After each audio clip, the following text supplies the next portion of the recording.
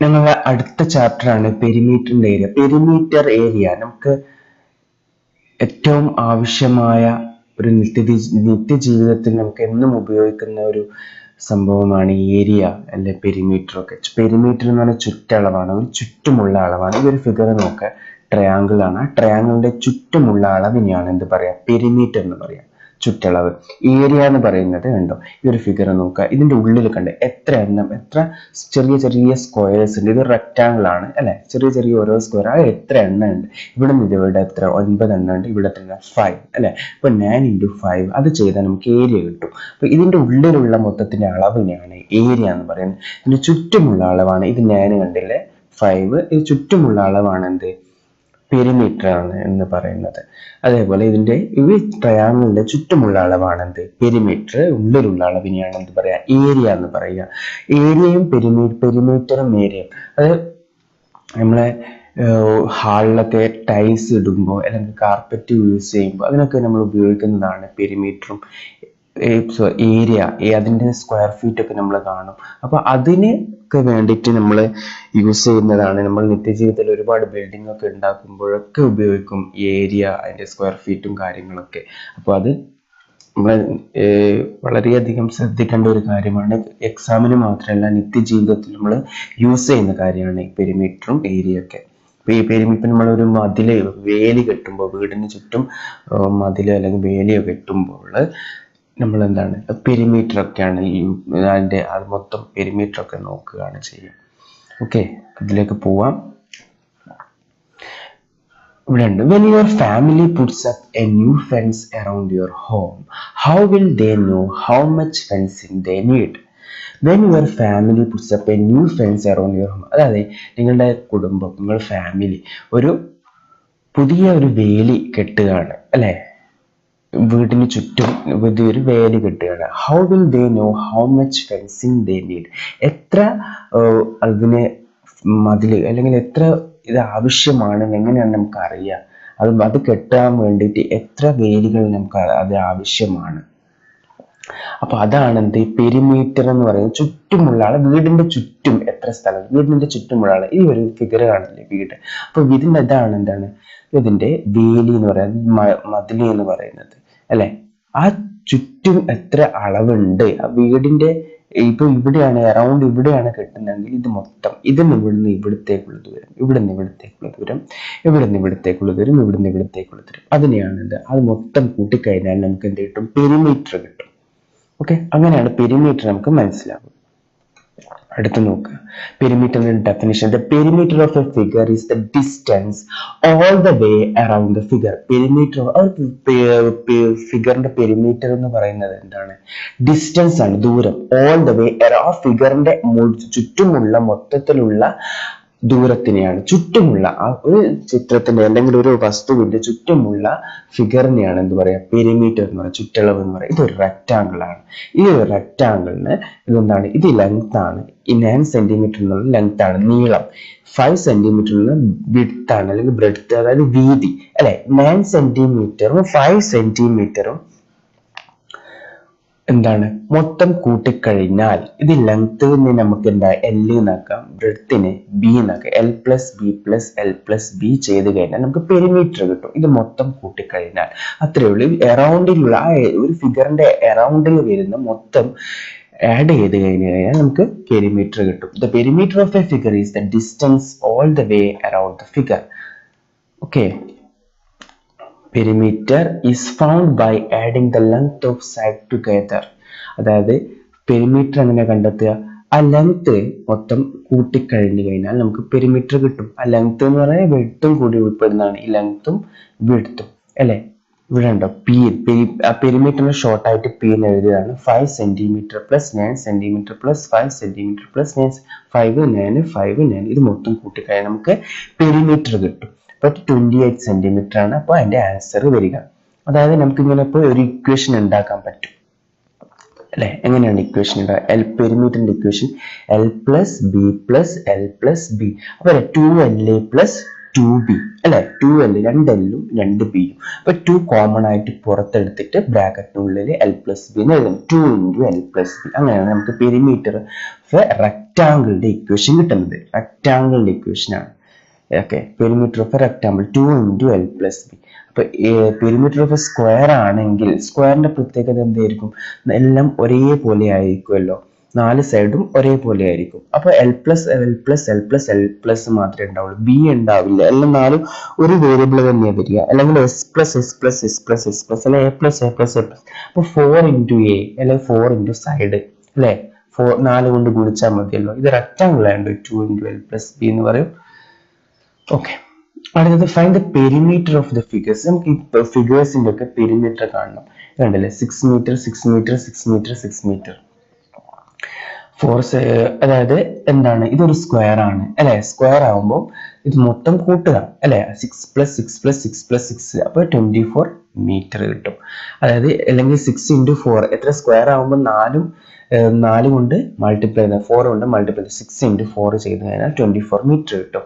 ഇവിടെ കണ്ടില്ലേ, ഈ ഒരു ഫിഗർ എന്ന് പറഞ്ഞു കഴിഞ്ഞാൽ ഇതിനെപ്പോഴും വ്യത്യസ്തമാണ് അല്ലെ, ട്രയാങ്കിൾ ആണ്. അപ്പോൾ മൊത്തം കൂട്ടുകയാണ് 4 പ്ലസ് 9 പ്ലസ് 8, അതായത് 21 സെന്റിമീറ്റർ. ഇതെന്താണ്, 5 സൈഡ് ഉണ്ട്, 5ഉം ഡിഫറെന്റ് ആണ്.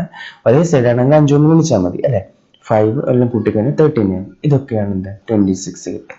അങ്ങനെയാണ് അത് വരിക.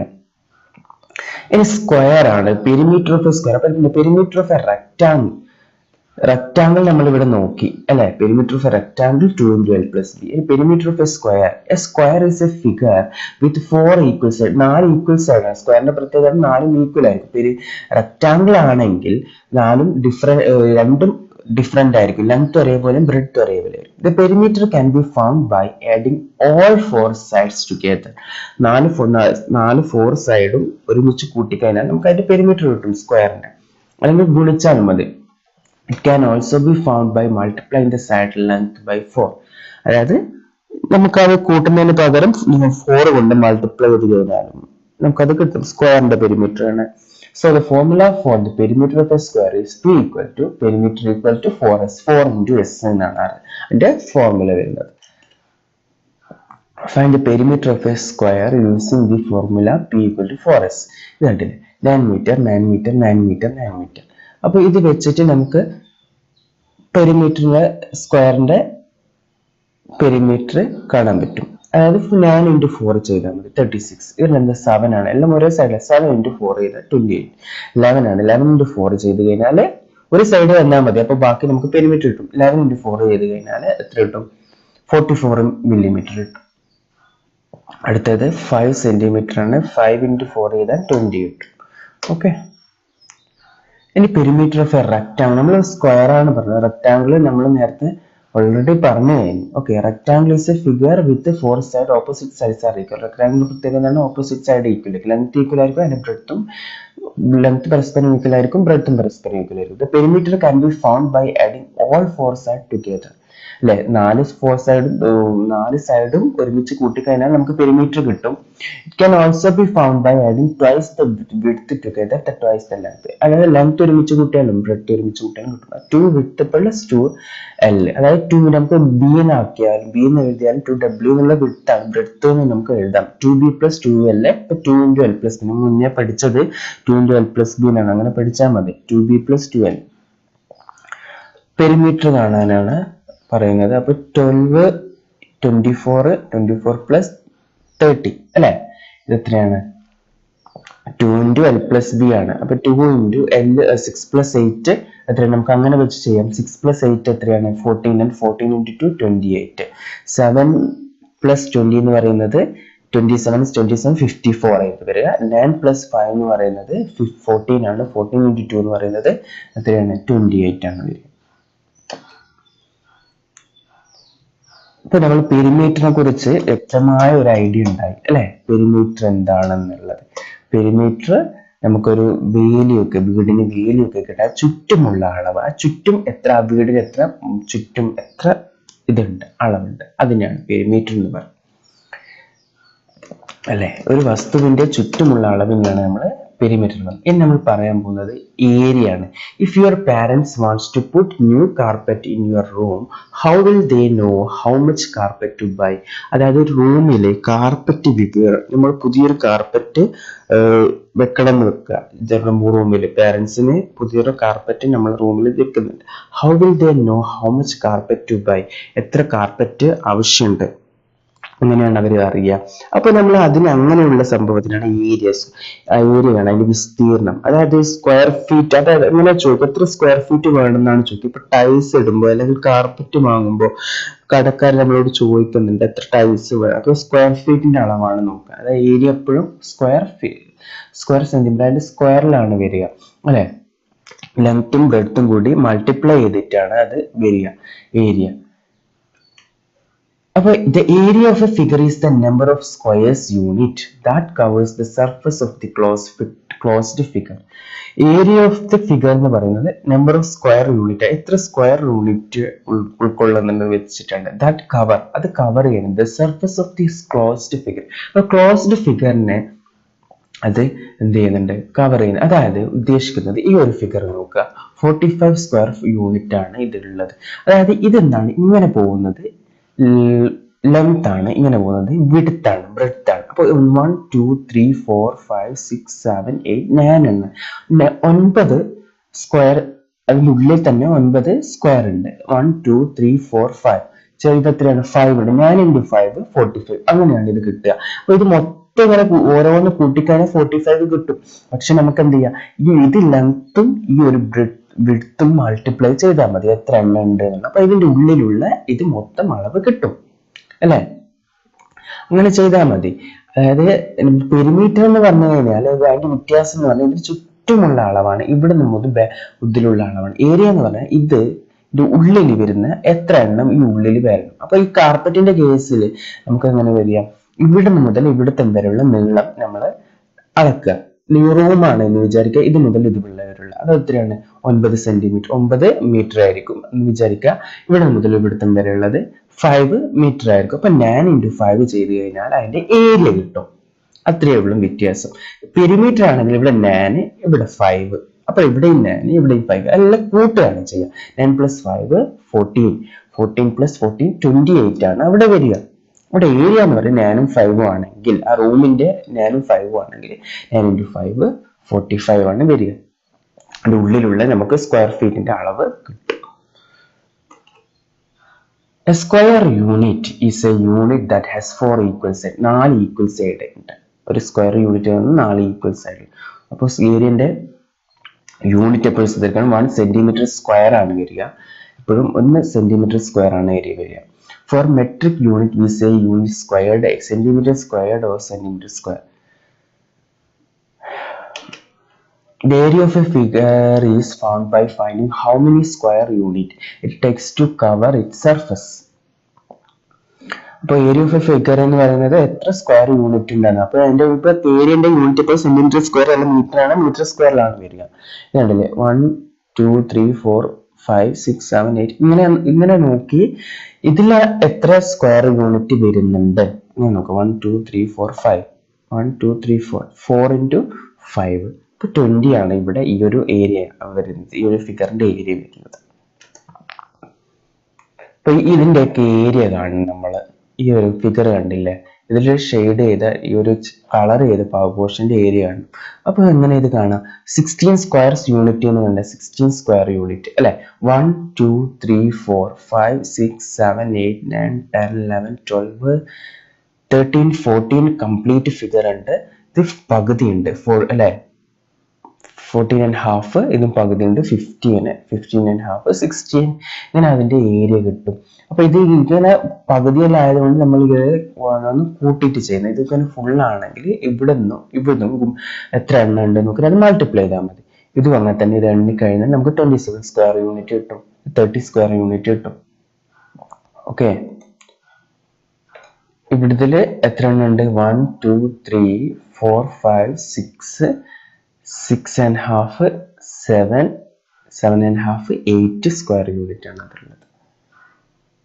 area of a square is found by finding how many square unit it takes to cover its surface. It can also be found by multiplying its side length by its side length. അതായത് ഇതിന് area of a square, ഒരു സ്ക്വയറിന്റെ area കാണുന്നത് area of a square ആണ് പറയുന്നത്. അപ്പൊ അതിന്റെ length തമ്മിൽ മൾട്ടിപ്ലൈ ചെയ്യുക, അതായത് വിഡ്ത്തും ലെങ്ത്തും മൾട്ടിപ്ലൈ ചെയ്താൽ മതി.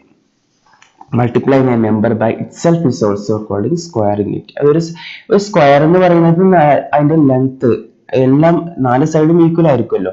അപ്പൊ ഒരു സൈഡ് 4 സെന്റിമീറ്റർ ആണെങ്കിൽ 4 കൊണ്ട് മൾട്ടിപ്ലൈ ചെയ്താൽ മതി, ഒരു സൈഡ് 5 സെന്റിമീറ്റർ 5 കൊണ്ട് മൾട്ടിപ്ലൈ ചെയ്താൽ മതി. അപ്പൊ എന്താണ് area equal to S into S, അതായത് സ്ക്വയർ എന്ന് പറഞ്ഞാൽ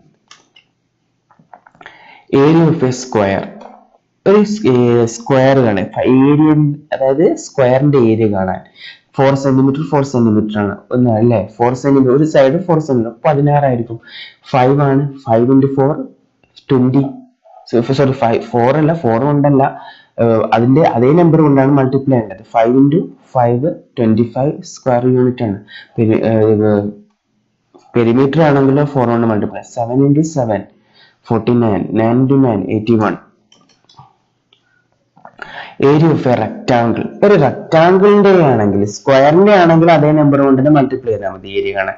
റെക്ടാങ്കിളിന്റെ ആണെങ്കിൽ ലെങ്ത്തും ബ്രെഡ്ത്തും മൾട്ടിപ്ലൈ ചെയ്യാം പരസ്പരം. Area equal to length into width, അതായത് breadth. Area of a rectangle 6 into 4 24 ആണ് ഇവിടെ വരിക. ഇവിടെ 11 into 7 77 വരും. 7 into 20 140 വരും. 16 into 3 48 വരും. Check for understanding. Find the perimeter and area of the figure. ഇവിടെ the perimeter is the distance all the way around the figure. P equal to 28 meter. ഈ ഒരു ഫിഗറിന്റെ പെരിമീറ്ററും ഏരിയയും കാണും. ഇതെന്താണ്? റെക്ടാങ്കിൾ ആണ്. അപ്പൊ സ്ക്വയർ ആണോ റെക്ടാങ്കിൾ ആണോ ആദ്യം മനസ്സിലാകുന്നത്. റെക്ടാങ്കിൾ ആണ് അല്ലെ, ചതുരമാണ്. അപ്പൊ 8 into 6, അതെന്താ, ഇതെങ്ങനെ കിട്ടും? 8 plus 8 16, 16 12, 6 24, 16 plus 12 28, അങ്ങനെയാണ് കിട്ടുക. ഇത് ലെങ്ത് കൂട്ടി ബ്രെഡ്ത്തും കൂട്ടി. അപ്പോൾ അതിന്റെ പെരിമീറ്റർ എന്ന് പറയുന്നത്, ഈ ഫിഗറിന്റെ പെരിമീറ്റർ എന്ന് പറയുന്നത് 28 ആണ്. ഈ ഫിഗറിന്റെ ഏരിയ എന്ന് പറയുന്നത് എത്രയാണ്? 8 into 6 48 മീറ്റർ സ്ക്വയർ ആയിരിക്കും അല്ലെ. Area is the number of square unit it takes to cover the surface. Okay, അപ്പൊ ഇത്രയും കാര്യങ്ങളാണ് ഇന്നിപ്പോ ഞാൻ ഒരു പെരിമീറ്റർ ഏരിയയെ കുറിച്ച് വ്യക്തമായ ഒരു ധാരണ മനസ്സിലാക്കാൻ വേണ്ടിയിട്ടാണ് അതിനെക്കുറിച്ച് ഇങ്ങനെ ഒരു ക്ലാസ് എടുക്കുന്നത്, ഇൻട്രൊഡക്ഷൻ ആയിട്ട്. ഇത് വെച്ച് നമുക്ക് ഒരുപാട് പ്രോബ്ലംസ് ചെയ്യാനുണ്ട്, അത് അടുത്ത ക്ലാസ്സിൽ എടുക്കാം. Thank you.